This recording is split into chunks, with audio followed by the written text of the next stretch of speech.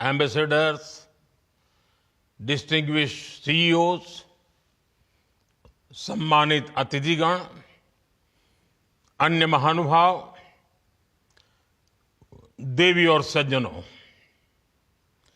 India energy week में देश और दुनिया भर से यहां यशोभूमि में जुटे सभी साथियों को नमस्कार।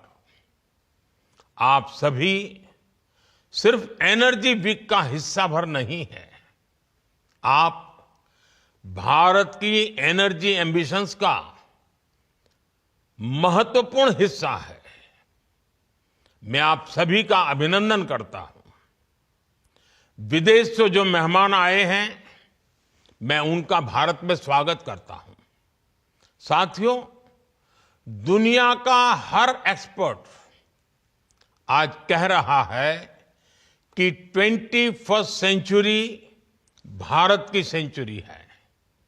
भारत अपनी ही नहीं, दुनिया की ग्रोथ को भी ड्राइव कर रहा है और इसमें हमारे एनर्जी सेक्टर की बहुत बड़ी भूमिका है। भारत की एनर्जी एम्बिशंस 5 पिलर्स पर खड़ी है। हमारे पास रिसोर्सेज हैं जिनको हम हार्नेस कर रहे हैं। दूसरा, हम अपने ब्रिलियंट माइंड्स को इनोवेट करने के लिए प्रोत्साहित कर रहे हैं।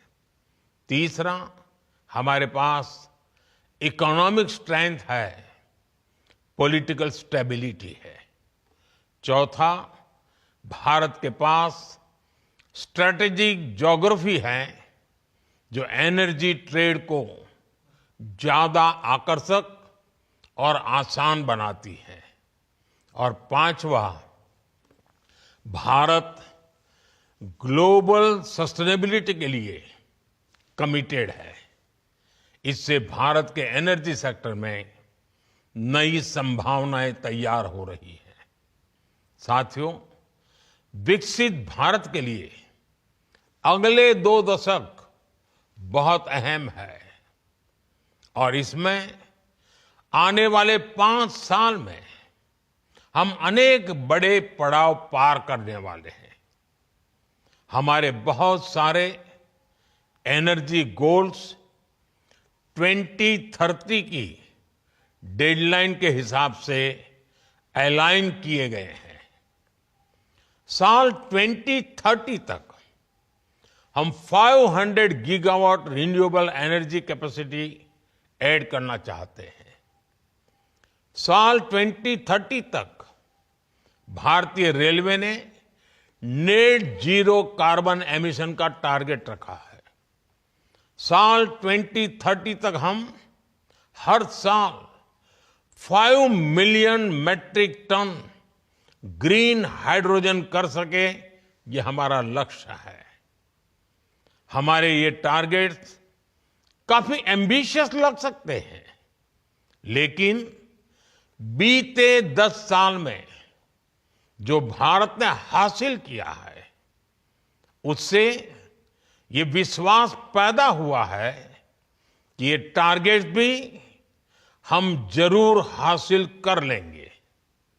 फ्रेंड्स, बीते 10 साल में भारत 10th लार्जेस्ट से 5th लार्जेस्ट इकोनॉमी बना है।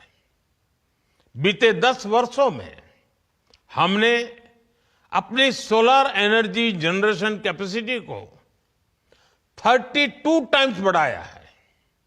आज भारत दुनिया का तीसरा सबसे बड़ा सोलर पावर जनरेटिंग नेशन है। हमारी non fossil fuel energy capacity 3 गुना बढ़ी है। भारत G20 देशों में पेरिस समझौते के लक्ष्यों को पूरा करने वाला पहला देश है। भारत कैसे अपने लक्ष्य समय से पहले प्राप्त कर रहा है, इसका एक और उदाहरण है इथेनॉल ब्लेंडिंग। आज भारत 19% इथेनॉल ब्लेंडिंग कर रहा है।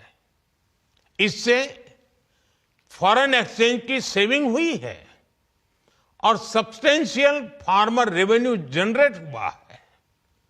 साथ ही CO2 एमिशंस में सिग्निफिकेंट कट भी आया है। हम अक्टूबर 2025 से पहले ही 20% इथेनॉल मैंडेट अचीव करने की राह पर है। आज भारत की बायोफ्यूल्स इंडस्ट्री तेजी से ग्रो करने के लिए तैयार है। हमारे पास 500 मिलियन मैट्रिक टन्स का सस्टेनेबल फीडस्टॉक है। इंडिया की G20 प्रेसिडेंसी के दौरान ग्लोबल बायोफ्यूल्स अलायंस बना और लगातार एक्सपांड हो रहा है। इससे 28 नेशंस और 12 इंटरनेशनल ऑर्गेनाइजेशंस जुड़ चुके हैं। ये वेस्ट को वेल्थ में ट्रांसफॉर्म कर रहा है और सेंटर्स ऑफ एक्सीलेंस सेट कर रहा है। साथियों, भारत अपने हाइड्रोकार्बन रिसोर्सेज के पोटेंशियल को पूरी तरह से एक्सप्लोर करने के लिए निरंतर रिफॉर्म्स कर रहा है। बड़ी डिस्कवरीज और गैस इंफ्रास्ट्रक्चर के व्यापक विस्तार के कारण हमारा गैस सेक्टर एक्सपांड कर रहा है। इससे हमारे एनर्जी मिक्स में नेचुरल गैस का शेयर बढ़ा है। भारत अभी 4th लार्जेस्ट रिफाइनिंग हब है और हम अपनी कैपेसिटी 20% तक बढ़ाने में जुटे हैं। साथियों, हमारी जो सेडिमेंट्री बेसिन्स है, इसमें कई सारे हाइड्रोकार्बन रिसोर्सेज मौजूद है। इनमें से कई का पता चल चुका है और कई ऐसे हैं जिन्हें खोजा जाना बाकी है, जिनका एक्सप्लोरेशन बाकी है। इंडिया का अपस्ट्रीम सेक्टर और आकर्षक हो, इसके लिए सरकार ने open acreage licence policy OALP बनाई है।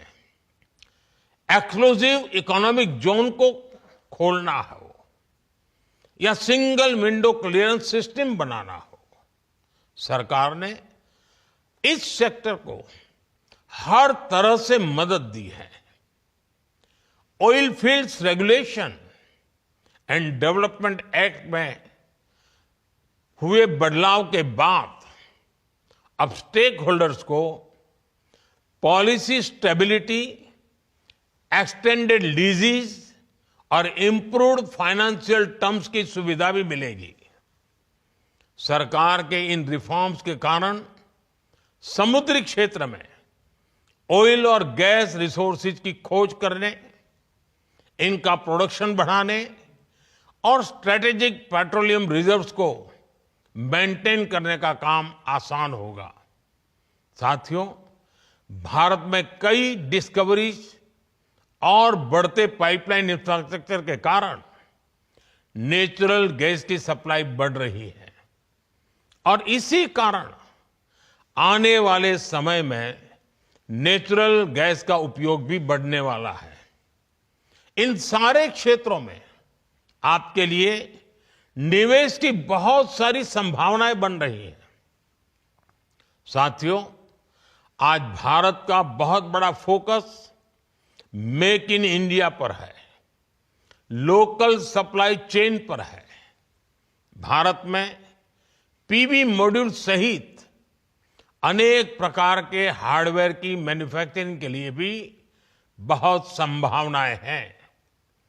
हम लोकल मैन्युफैक्चरिंग को सपोर्ट कर रहे हैं। 10 साल में भारत की solar PV module manufacturing capacity का विस्तार हुआ है। ये क्षमता 2 गीगावाट से बढ़कर करीब 70 गीगावाट हो गई है। पीएलआई स्कीम की वजह से ये सेक्टर और आकर्षक हो गया है। इससे high efficiency solar PV modules की मैन्युफैक्चरिंग को बढ़ावा मिला है। साथियों, बैटरीज और स्टोरेज कैपेसिटी के सेक्टर में इनोवेशन और मैन्युफैक्चरिंग दोनों के लिए बहुत अवसर हैं। भारत बहुत तेज गति से इलेक्ट्रिक मोबिलिटी की तरफ बढ़ रहा है। इतने बड़े देश की डिमांड पूरा करने के लिए बैटरीज और स्टोरेज कैपेसिटी के क्षेत्र में हमें बहुत तेजी से काम करना है। इसलिए इस वर्ष के बजट में भी हमने ग्रीन एनर्जी को सपोर्ट करने की संबंधित अनेक घोषणाएं की है। सरकार ने ईवी और मोबाइल फोन बैटरी की मैन्युफैक्चरिंग से जुड़ी कई चीजों को बेसिक कस्टम ड्यूटी से बाहर किया है। Cobalt powder, lithium ion battery waste, lead, zinc ऐसे अनेक क्रिटिकल मिनरल से ड्यूटी हटा दी गई है। नेशनल क्रिटिकल मिनरल्स मिशन भी भारत में एक सशक्त सप्लाई चेन के निर्माण में बड़ी भूमिका निभाएगा। नॉन लिथियम बैटरी इकोसिस्टम को प्रमोट करने की दिशा में भी हम आगे बढ़ रहे हैं। इस वर्ष के बजट में हमने न्यूक्लियर एनर्जी सेक्टर को भी ओपन कर दिया है। एनर्जी में हो रहा हर इन्वेस्टमेंट नौजवानों के लिए नई जॉब्स क्रिएट कर रहा है, ग्रीन जॉब्स के अवसर बना रहा है। साथियों, भारत के एनर्जी सेक्टर को मजबूती देने के लिए हम इसे जनता की पावर से लैस कर रहे हैं। हमने देश के सामान्य परिवारों और किसानों को ऊर्जा दाता बनाया है। बीते साल हमने पीएम सूर्यघर मुफ्त बिजली योजना शुरू की। इस योजना का स्कोप सिर्फ एनर्जी प्रोडक्शन तक ही सीमित नहीं है। इसमें सोलर सेक्टर्स में नई स्किल्स बन रही हैं, नया सर्विस इकोसिस्टम बन रहा है और आपके लिए निवेश की संभावनाएं भी बढ़ रही हैं।